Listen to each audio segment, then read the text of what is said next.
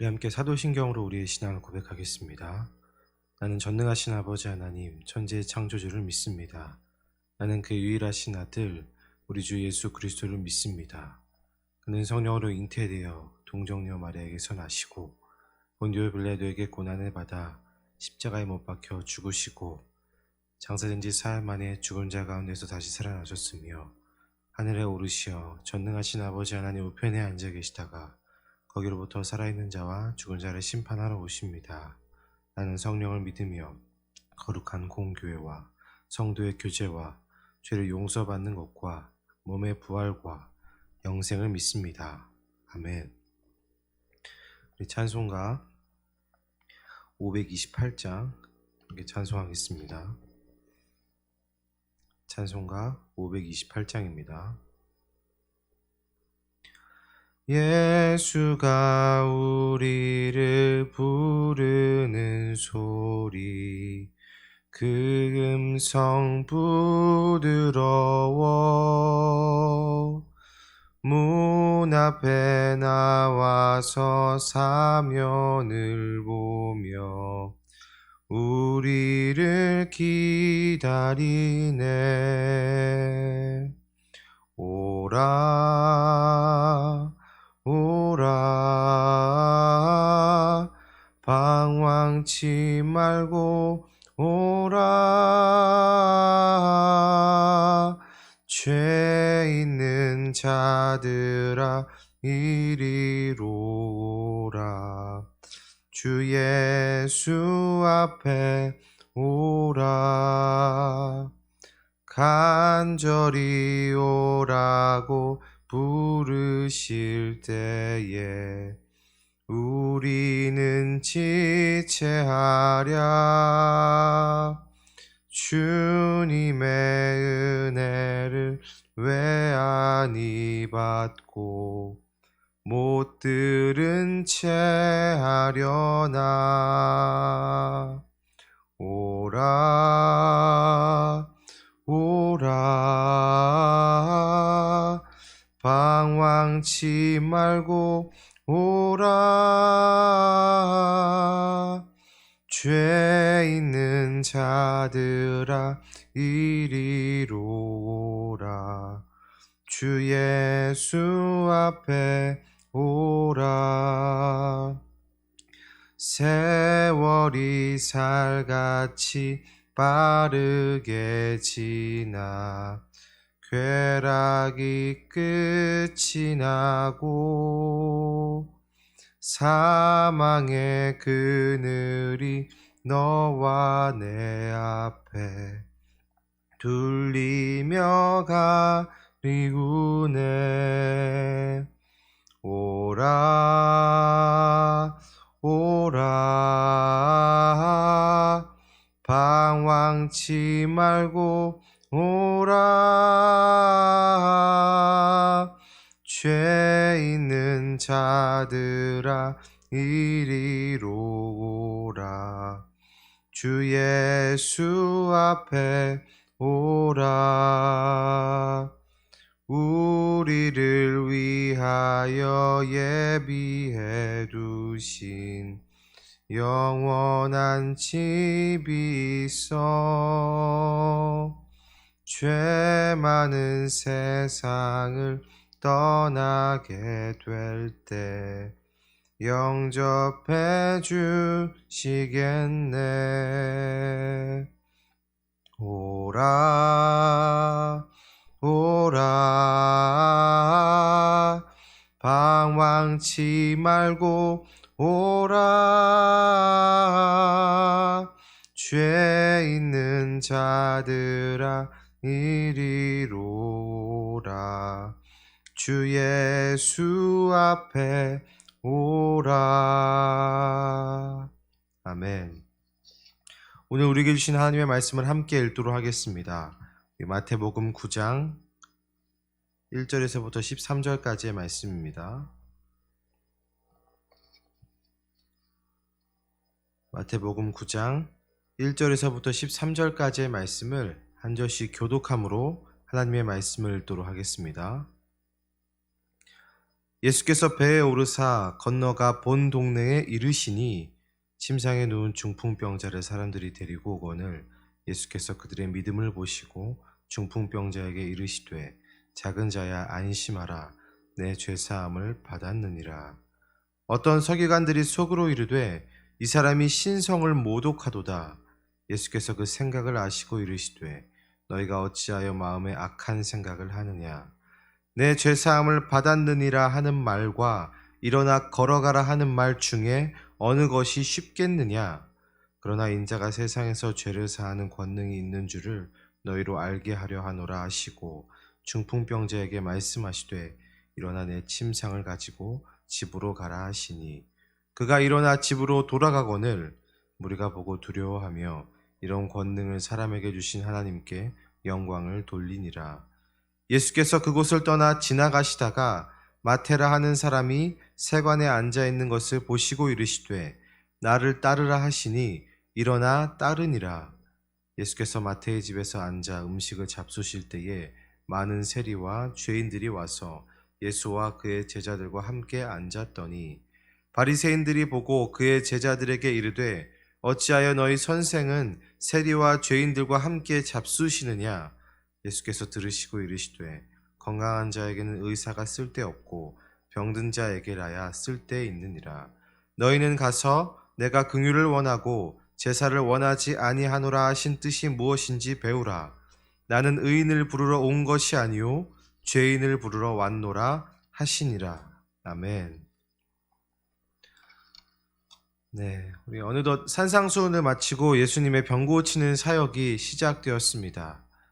예수님의 치유 사역과 오늘 말씀을 보면서 어린 시절의 어떤 기억이 하나 떠올랐는데요.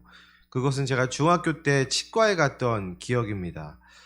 그 당시 치과가 너무 가기 싫어서 정말로 미루다가 치과를 갔던 기억이 있었는데요. 그 가서도 조금이라도 아픈 치료를 할까봐 별 이상 없다고, 아픈 곳 없다고 이렇게 이야기를 하다가 결국에는 엑스레이를 찍어서 제 아픈 부위가 모두 다 드러나게 되는, 그래서 정말 아프게 신경치료까지 했던 그런 슬픈 기억이 떠올랐습니다. 결국에는 드러날 거를 괜히 안 아픈 척 했다가 망신까지 당했던 그런 기억이 생각이 났습니다. 오늘 본문의 이야기가 그렇습니다. 예수님께서는 만나시는 병자들의 아픈 곳을 정확하게 아시고 또한 진단하시며 처방하시는 모습까지 우리는 볼 수 있습니다. 이제 예수님께서는 산상수훈을 마치시고 산에서 내려와서 사람들을 만나며 본격적인 사역을 시작하십니다. 그런데 이 예수님께서 만난 자들의 공통점이 있습니다. 그 공통점이 뭐냐면은 바로 병자들이라는 것이죠. 이 산상수훈이 끝나고 시작되는 8장에서 예수님께서 첫 번째로 만난 사람이 누구였습니까? 바로 나병 환자였죠. 그리고 그 이후에 줄줄이 나오는 자들도 모두 아픈 자들, 또한 병자들이었습니다.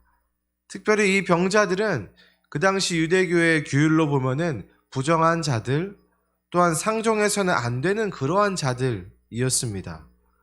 그러나 예수님께서는 이렇게 자신의 병을 가지고 나오는 병자들을 외면하지 않으셨습니다. 예수님께서는 자신에게 나온 병자들을 한 사람 한 사람 만나주시고 또한 때로는 말씀하심으로, 때로는 만지심으로 그들의 병들을 고쳐주었습니다. 한 가지 드는 의문은 예수님께서는 왜 이리도 많은 병자들을 고쳐주시는 일을 하셨을까? 이런 질문이 들었습니다. 그냥 단지 하나님께서 이 땅에 보내신 구원자이기 때문에 그렇게 하셨을까? 아니면 아픈 자들이 불쌍해서? 모두 일리 있는 말들이지만 예수님께서 병자들을 만나시고 치유하신 근본적인 이유가 분명 있을 것입니다. 오늘 본문이 바로 예수님께서 그토록 병자들을 만나시고 치유하신 그 이유에 대해서 나와 있습니다. 우리 1, 2절 말씀을 함께 우리 같이 읽도록 하겠습니다. 읽겠습니다. 시작. 예수께서 배에 오르사 건너가 본 동네에 이르시니 침상에 누운 중풍병자를 사람들이 데리고 오거늘 예수께서 그들의 믿음을 보시고 중풍병자에게 이르시되 작은 자야 안심하라 내 죄사함을 받았느니라. 아멘. 예수님께서는 이제 본 동네, 여기 가버나움이라고 합니다. 이 가버나움으로 가셔서 사역을 시작하는데 누구를 만납니까? 네, 역시 병자를 만나죠. 이 침상에 누운 중풍병자를 예수님께서는 만나십니다. 실은 이 이야기는 우리가 매우 잘 아는 이야기인데요. 마가복음 2장에는 이 이야기가 아주 더 자세하게 나옵니다. 이 마가복음 2장에서는 예수님께서 가버나움에서 사역을 하실 때에 예수님 곁에 누구도 비집고 들어갈 틈이 없을 정도로 사람들이 너무 많았다라고 기록되어 있는데요. 그 와중에 침상에 누운 중풍병자를 사람들이 데리고 옵니다. 그래서 지붕을 뚫고 예수님께서 계신 그곳까지 그 침상을 중풍병자를 이렇게 내려서 예수님을 만나게 했다고 나와 있죠. 그리고 예수님께서는 그렇게 침상을 내린 자들의 믿음을 보시고 그 중풍병자를 고쳐주십니다. 자, 그런데 여러분들 어떻게 고쳐주십니까? 네, 이제 너의 병이 다 나았다. 일어나 걸어가라 라고 말씀하십니까? 이 2절에 보면은 이렇게 이야기하십니다. 작은 자야 안심하라. 내 죄사함을 받았느니라. 바로 여기에서부터 문제가 시작됩니다. 이 말을 들은 주변 사람들, 특히 이 서기관들이 아주 기가 막혀하는 모습을 볼 수 있죠. 왜 기가 막혀 할까요? 예수님이 신성모독을 했다고 생각했기 때문입니다. 우리가 잘 알다시피 그 당시에 죄를 사해주는 권한은 누구에게만 있었습니까? 네, 오직 하나님에게만 있었죠. 네, 물론 성전의 제사장이 구약의 율법에 비추어 보아서 죄 없음을 확인해주는 역할도 감당했지만 이 죄를 사해주는 권한은 오직 하나님에게만 있었습니다. 그런데 예수님께서는 지금 오직 하나님에게만 있는 그 죄사함의 권한을 누구에게도 있다라고 말하고 있는 것이죠. 바로 자신에게도 있다고 이야기하고 계시는 겁니다. 그 당시 신성모독은 돌로 쳐 죽일 만큼 악한 죄였습니다. 그런데 예수님께서는 그것을 아셨을까요? 네, 물론 아셨습니다. 아시고도 예수님께서는 그렇게 말씀하신 것입니다. 왜 그러셨을까요? 네, 바로 6절 말씀입니다. 우리 함께 읽겠습니다. 시작. 그러나 인자가 세상에서 죄를 사하는 권능이 있는 줄을 너희로 알게 하려 하노라 하시고 중풍병자에게 말씀하시되 일어나 내 침상을 가지고 집으로 가라 하시니. 아멘. 예수님께서는 죄사함을 받았다는 그 표현이 그 당시 서기관들과 바리새인들의 기준에서 용납되지 않는다라는 것을 아셨습니다. 그럼에도 불구하고 왜 그렇게 말씀하셨다고요? 바로 예수님께서 세상에서 죄를 사하는 권능이 있는 줄을 알게 하기 위해서 그렇게 하셨다라는 것이죠. 이게 바로 예수님께서 산상수훈을 마치신 이후에 줄곧 병자들을 만나시고 고치신 이유입니다. 돌이켜보면 이때까지 예수님께서 병자들을 만나시고 또한 고치실 때에 내가 너를 낫게 하노라 라고 말씀하신 적이 없습니다. 이 중풍병자를 만나기 전까지 예수님께서 병자들을 고치셨던 그 부분들을 보면은 이렇게 이야기했죠. 깨끗함을 받으라, 믿은 대로 될지어다 라고 하셨고, 또한 손을 어루만지시고 또한 말씀하시고 명령하심으로 그 모든 병들을 고치셨습니다. 이렇게 하신 이유는 무엇입니까?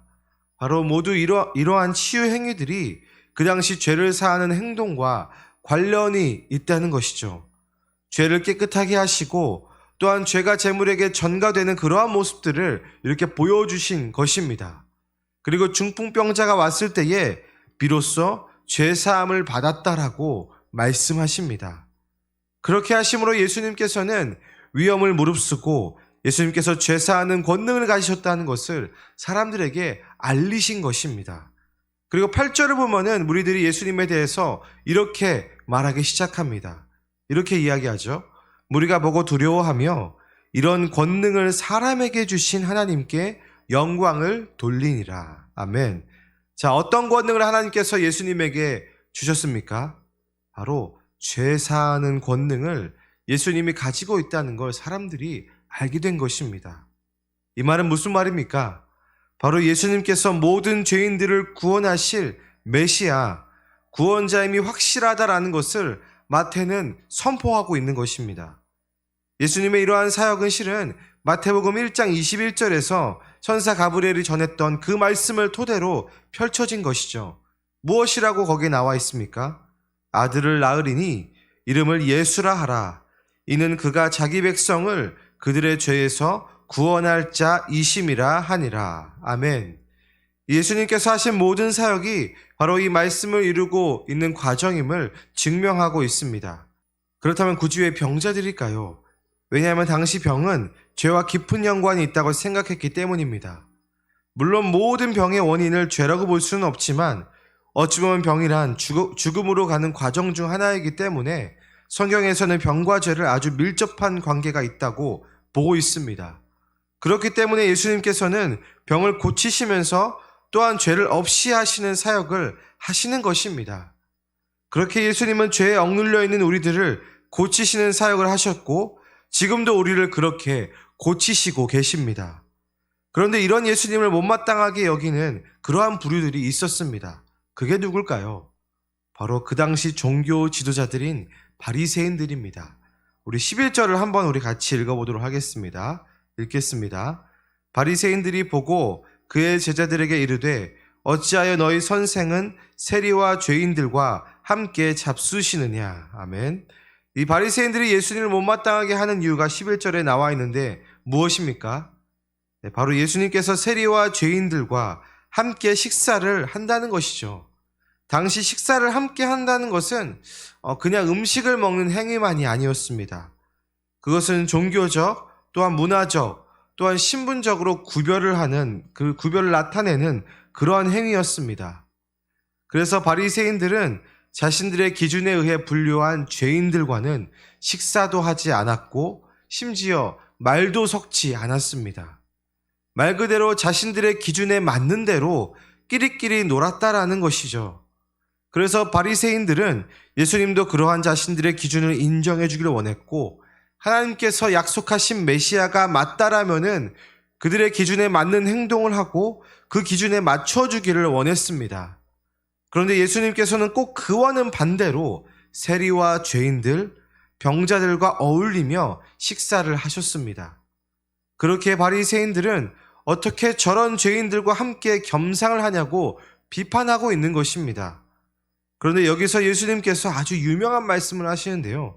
우리 12절 말씀도 우리 같이 읽겠습니다. 시작. 예수께서 들으시고 이르시되 건강한 자에게는 의사가 쓸데없고 병든 자에게라야 쓸데 있느니라. 아멘. 실은 12절만 봤을 때에는 너무도 당연한 이야기입니다. 당연히 아픈 사람에게 의사가 필요하고 또는 아프지 않은 사람에게는 의사가 필요 없죠. 자, 그런데 이 이야기를 왜 특별히 바리새인들 앞에서 하신 것일까요? 왜냐하면 바리새인들은 자신들이 건강한 사람, 의인이라고 여겼기 때문입니다. 특별히 이들은 하나님의 말씀을 담당했던 자들이었습니다. 백성들에게 하나님의 뜻이 무엇인지 공부하고 가르치며 하나님의 말씀대로 사는 삶이 무엇인지 본을 보여야 하는 자들이었습니다. 그런데 이들은 어땠죠? 하나님의 말씀을 자기 나름대로 해석하고 자기 나름대로의 기준을 삼아 죄인과 의인을 구별했습니다. 이를테면 하나님의 말씀에는 나그네를 귀히 여기고 가난한 자에게 마음을 두라고 이야기했지만 이들은 정결예법을 근거로 정한 자와 부정한 자를 가르고 또한 종교적인 선을 긋는 자들이었습니다. 이것이 과연 하나님의 말씀을 이루는 자의 삶이라고 할 수 있을까요? 자, 그런데도 불구하고 이들은 자신들이야말로 하나님의 말씀을 엄격하게 지키고 또한 하나님 앞에 경건한 자라고 스스로 생각하고 있었습니다. 그렇게 예수님께서는 바리새인들에게 너희들이야말로 내가 만난 병자들 중에서 가장 병든 자들이다 라고 말씀하시는 것입니다. 이들은 자신들이 병든 자들임에도 그들의 병을 알지 못했습니다. 예수님께서는 이들의 상태를 아주 정확하게 아셨습니다. 그리고 나서 아주 숙련된 의사처럼 처방을 내려주시는데요. 그 말씀이 바로 13절 말씀입니다. 우리 13절 말씀을 마지막으로 함께 읽겠습니다. 시작. 너희는 가서 내가 긍휼을 원하고 제사를 원하지 아니하노라 하신 뜻이 무엇인지 배우라. 나는 의인을 부르러 온 것이 아니요 죄인을 부르러 왔노라 하시니라. 아멘. 자, 바로 이 말씀이 자신이 병자임에도 병자인지 알지 못하는 이 바리새인들을 향한 예수님의 처방입니다. 예수님께서는 이들에게 무엇을 배우라라고 말씀하십니까? 하나님이 긍휼을 원하고 제사를 원하지 않는다고 말씀하신 뜻이 무엇인지를 배우라라고 말씀하십니다. 이 말씀은 아주 유명한 호세아서 6장 6절의 말씀인데요. 그 말씀의 배경은 백성들의 불성실한 회개와 제사를 꾸짖는 하나님의 심판을 배경으로 하고 있습니다. 호세아서가 쓰여진 당시에 외식적인 종교활동, 그리고 가난한 자를 억압하는 사회 문화와 제도가 지금 바리새인들이 하고 있는 행위와 똑같다고 말씀하시며, 예수님께서는 너희들이 이러한 병든 데에서 돌이켜 고침을 받으라 라고 말씀하시는 것입니다. 바리새인들은 자기 나름대로의 말씀 해석으로 당시의 병자들과 죄인들을 외면했습니다. 하나님의 법, 특별히 제사제도의 핵심은 하나님께 도저히 나아갈 수 없는 죄인이 하나님을 만나고 또한 그분 앞에서 용서를 받고 자유를 누리는 데에 있는데도 불구하고 이들은 그런 하나님의 뜻을 외면했습니다. 또한 자신들만 거룩한 자들인 양 행세하며 사람들을 차별하는 악을 저질렀다라는 것입니다. 바로 그런 바리새인들에게 예수님께서는 너희들도 똑같은 병자들, 죄인들이라고 진단하시는 것입니다. 그러나 더욱 놀라운 것은 예수님께서는 이들에게 구원이 없다는 이야기를 하지 않으십니다. 이들에게도 예수님께서는 기회를 주고 계십니다. 정확한 병명이 무엇인지 알게 하시고 또한 처방까지 내려주십니다. 이들의 병을 비유하자면은 보지 못하는 눈병이라고 할 수 있겠습니다. 그들이 놓치고 있는 것들, 보지 못하는 부분을 예수님께서는 보여주심으로 기회를 주신 것입니다. 이렇게 하심으로 예수님께서는 자신의 정체성, 그의 백성을 죄에서 구원할 자로 오셨음을 온 땅에 드러내고 계시는 것입니다. 말씀을 정리하겠습니다. 예수님께서는 오늘도 병자인 우리를 찾아오십니다. 그리고 우리의 병을, 그리고 우리의 죄를 사하여 주시기를 원하십니다. 우리를 찾아오시는 예수님께 우리가 해야 할 일이 한 가지가 있습니다. 그게 무엇일까요? 바로 우리의 있는 모습 그대로를 예수님께 오픈하는 것입니다. 다시 말하면 우리는 날마다 예수님이 필요한 자들임을 기억하는 것이죠. 여러분들, 우리는 얼마나 예수님이 필요하십니까? 또한 우리는 얼마나 예수님께 진단을 받으면서 살아가고 계십니까? 우리의 삶은 날마다 예수님께 진단을 받아야 합니다. 날마다 예수님을 찾아야 한다라는 것이죠. 희망적인 것은 병원에서 이 진료를 받으려면 예약을 하고 시간을 기다려야 되고 많은 시간을 투자해야 합니다. 하지만 예수님은 우리가 시간만 내면은 그 시간에 곧장 우리를 만나 주신다는 것이죠. 그래서 첫째로 우리는 날마다 예수님께 나아가서 우리의 삶을 진단받고 또한 주님 앞에 우리의 삶을 온전히 오픈해야 하는 것입니다. 또한 두 번째는 무엇입니까? 두 번째로 우리는 예수님께서 우리를 찾아오신 것처럼 우리 또한 우리 주변의 사람들, 특별히 나와 다른 자들을 찾아가고 긍휼히 대해야 한다는 것입니다. 예수님께서는 바리새인들에게도 찾아가셨습니다. 그리고 우리와 같은 죄인에게도 찾아오셨습니다. 그렇기 때문에 예수님을 주로 고백한 모든 믿는 자들은 못 찾아갈 사람이 없다라는 것입니다. 이 말은 우리가 마음을 열지 못할 사람은 이 세상에 아무도 없다라는 말입니다. 만약 나와 다른 사람에게 우리의 마음이 닫혀 있고 또한 열 생각조차 없다면 우리는 바리새인과 마찬가지로 병든 자라는 것을 인정해야 합니다. 하나님께서 우리에게 오늘 말씀을 통해 처방을 내려주십니다. 우리는 주님의 긍휼이 필요한 연약한 자들이고 또한 이 긍휼을 전해야 할 자들임을 기억함으로 오늘을 사는 여러분들이 되시기를 간절히 소망합니다. 자, 우리 함께 기도하도록 하겠습니다. 우리 시간 함께 기도할 때에 이렇게 기도합시다. 주여, 우리가 주님의 긍휼이 필요한 연약한 자들임을 날마다 기억하게 하여 주시옵소서. 우리는 날마다 예수님이 필요한 자들입니다. 예수님께 나아가서 우리의 삶을 오픈하고 날마다 진단받아야 하는 자들임을 기억하게 하여 주시옵소서. 오늘도 우리의 시간을 내어서 예수님을 만나게 하시고 그분께 치료받게 하여 주시옵소서.